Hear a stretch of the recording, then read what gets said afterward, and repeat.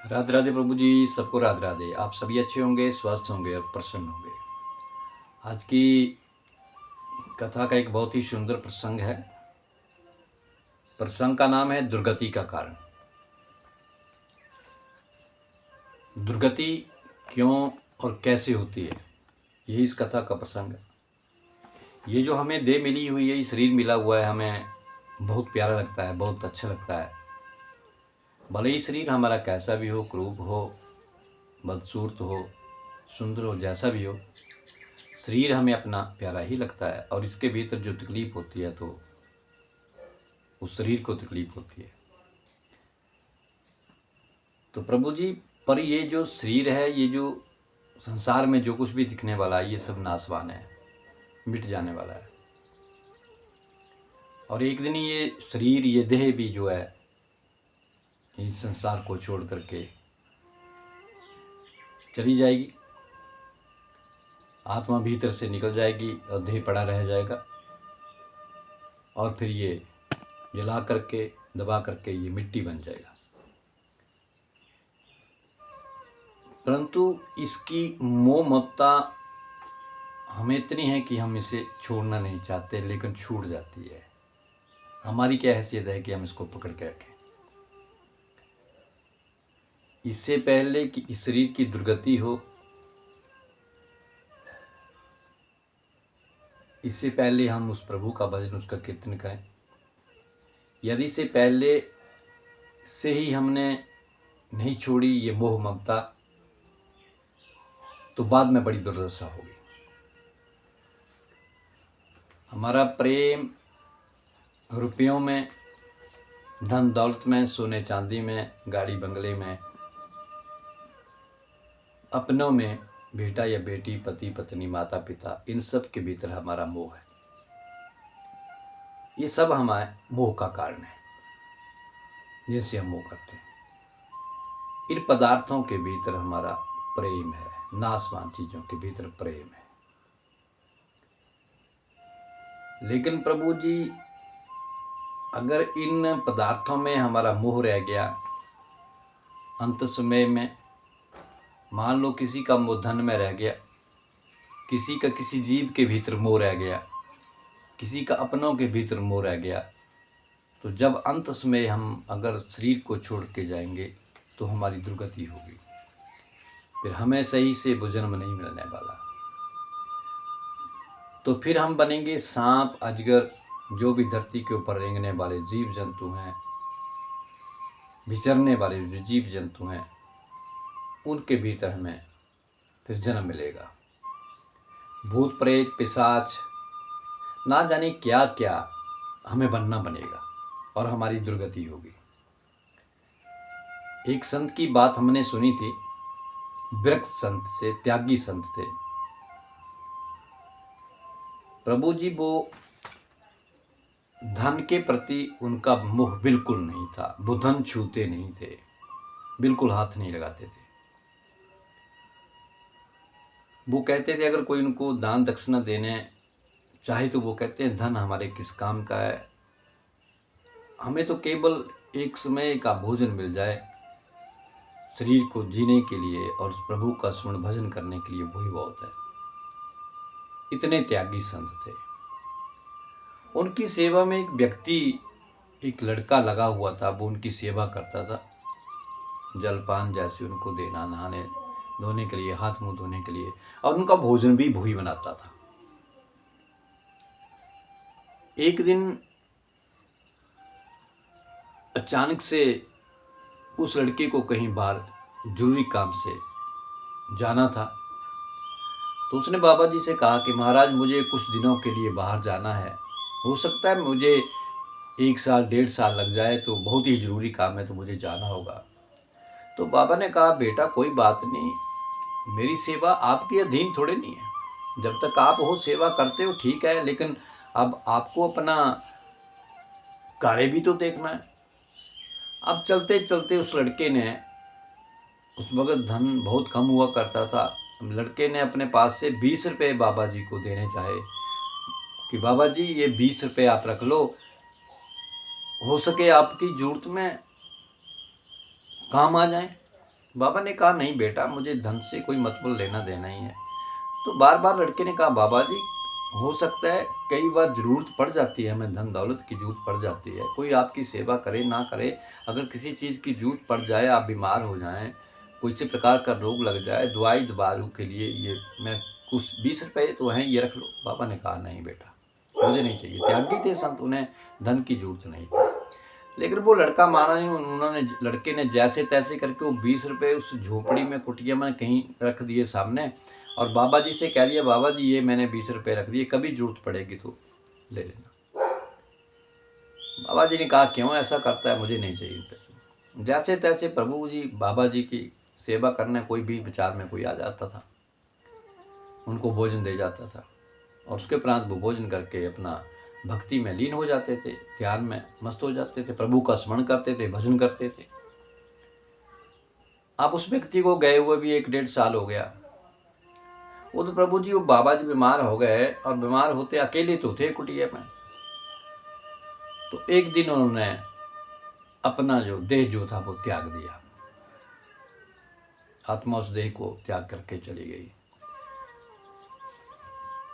लेकिन मरते समय, उस देह को त्यागते समय बाबा जी का ध्यान एकदम उन रुपयों की तरफ चला गया कि वो लड़का वो 20 रुपये रख कर गया था मेरे लिए। ये मन के भीतर अंतिम समय में विचार आया और देह त्याग दिया। संत गुजर गए। अब जब कुछ कोई भी उस मंदिर में, उस कुटिया में कोई सेवा करने के लिए आता, अगर कोई रात को सोता, वहाँ पे विश्राम करता, तो रात को उसे किसी के चलने की आवाज़, किसी के खड़ाओं की आवाज़, चलने की आवाज़ उस कुटिया में, उस प्रांगण में आती, सुनाई देती। तो जहाँ पर जो रात को सोया होता वो घबराते डरते कि ये खड़ाओं की आवाज़, किसके चलने के टापों की आवाज़ कहाँ से आती होगी। तो लोग उससे डरते भी थे। 2-2.5 साल के बाद वो व्यक्ति आया, वो जो पहले बाबा जी के पास था, जो सेवा किया करता था। उसने पूछा कि बाबा जी कहाँ हैं? तो लोगों ने कहा कि बाबा जी ने तो शरीर छोड़ दिया है। लेकिन एक बड़ी अजीब बात है कि जो कोई भी रात को यहाँ पे रुकता है, रहता है, तो वो सुबह कहता है कि रात को किसी के चलने की आवाज़, खड़ाओं की आवाज़, कदमों की आवाज़ आती है, तो लोग डरते हैं। उस व्यक्ति ने कहा ठीक है, आज मैं यहीं विश्राम करूँगा रात को। अब वो व्यक्ति उस रात उसी कुटिया में, उस मंदिर में रहे।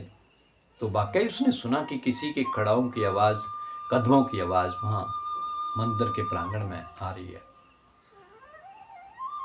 उसने प्रभु का स्मरण किया, ध्यान किया, कहा कि ये किसकी आवाज़ है, किसकी आवाज़ होगी।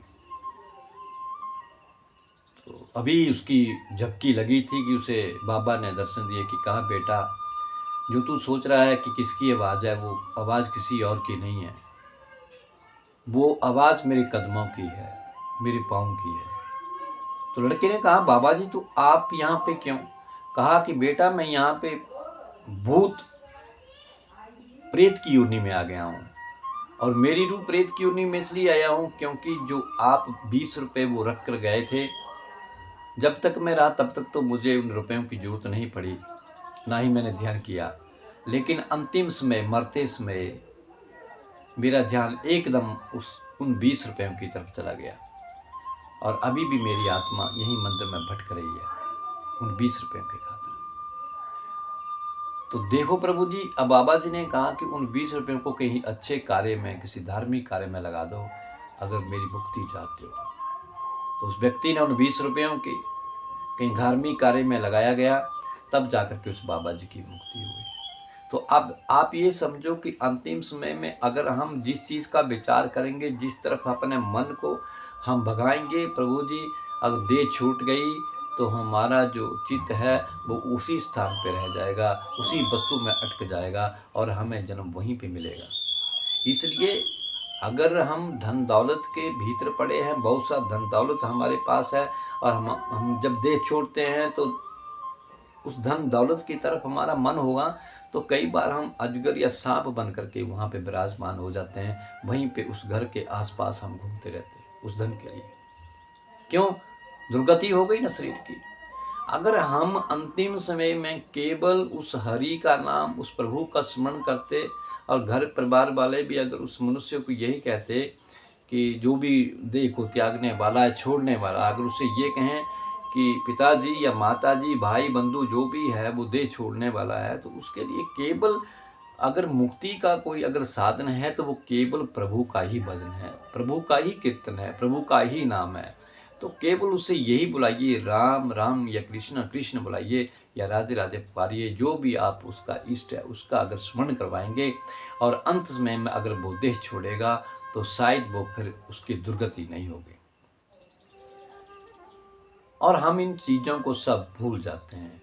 जब कोई देह त्यागने वाला हो तो हम उसमें खो जाते हैं, उसको अपनों में खो देते हैं और फिर वो उसकी दुर्गति होती है और वो भटकता है। फिर भूत प्रेत, पिशाच, सांप बिच्छू या धरती के ऊपर रेंगने वाले ना जाने कितने 84 लाख जीव जंतु इस धरा के ऊपर है और हम उनके भीतर भटक जाते हैं और फिर हमारी दुर्गति होती है और हमें मोक्ष की प्राप्ति नहीं होती। इसलिए मैं तो यही चाहता हूँ, यही प्रार्थना करता हूँ, जब अंतिम समय आए तभी नहीं प्रभु का स्मरण करना है, अभी से इसी समय से उसका स्मरण कीजिए, उसका ध्यान कीजिए, चलते फिरते उसका स्मरण कीजिए। अगर आपके पास समय भी नहीं है प्रभु, आप काम में इतने व्यस्त हैं कि आप एक जगह बैठ करके उसका भजन नहीं कर सकते, कीर्तन नहीं कर सकते, तो केवल आप उस अपने कार्य में, अपने काम में करते हुए, अपने कार्य को करते हुए तो प्रभु का स्मरण कर सकते हो। वो तो आपको रोक नहीं रहा है काम से। तो चलते फिरते जैसे भी उस प्रभु का स्मरण करते रहें तो आपकी लड़ी जुड़ी रहेगी उस प्रभु के साथ। और जब अंत समय में हम इस देह को त्याग के जाएंगे तो अवश्य ही हमें मुक्ति अवश्य ही होगी, हमें मोक्ष की प्राप्ति होगी।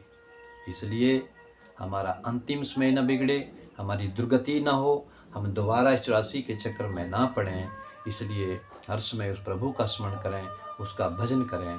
बाकी ये धन, ये दौलत, ये गाड़ी, ये बंगला, ये सब कुछ जाने वाला नहीं है साथ में, लेकिन मोह होगा अगर हमारा इनके प्रति तो भटकेंगे हम जरूर उनके लिए, क्योंकि हमारा अंतिम समय, हमारा मन जो है, हमारा चित्त जो था वो उस घर में रह गया, उस गाय पशु में रह गया, उन पोते पोतियों में रह गया, पत्नी में रह गया, और फिर हम आकर के उसी घर में कुत्ता, बिल्ली, भैंस, गाय, बछड़ा बन करके उसी के आंगन में फिर हम बन जाएंगे खूंटे के साथ। इसलिए प्रभु जी अंतिम समय न बिगड़े, इसलिए हमेशा उस प्रभु का स्मरण करते रहें और ज़्यादा मोह के भीतर ना पड़ें। केवल जिस तरह से हमें ज़रूरत है उस मनुष्य की, उस जीव की, वहीं तक सीमित रहें। ज़्यादा मोह ममता के भीतर पड़ोगे तो हमारा अंतिम समय बिगड़ जाएगा। इसलिए हमेशा हरि का भजन, उसका स्मरण करें, कीर्तन करें, अवश्य मोक्ष की प्राप्ति होगी, अवश्य मुक्त होंगे, फिर आपकी दुर्गति नहीं होगी। तो आज की कथा का प्रसंग आपको कैसा लगा, अवश्य इसे लाइक करें और मेरे चैनल को सब्सक्राइब करें। सबको राधे राधे।